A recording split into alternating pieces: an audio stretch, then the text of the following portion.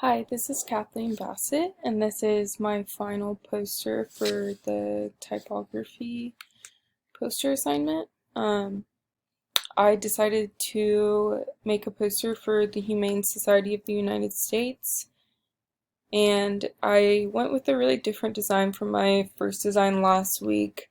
I wanted to make a cool image kind of made up of words and also try to give it depth and really make it feel like um, it was more realistic.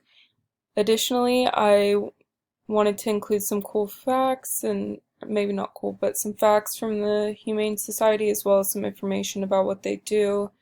And I try my best to make everything as legible as possible while also making it look realistic.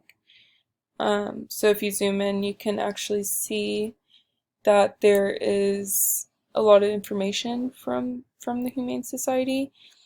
And I also chose this quote at the bottom that says, "We stand up and fight for all animals suffering," and their logo is on the bottom right hand side. So I just thought this was kind of like an attention grabbing, cool poster concept, and um, I think it's a lot better of a design than my original poster. So that I designed last week. This is my final. Thanks for watching.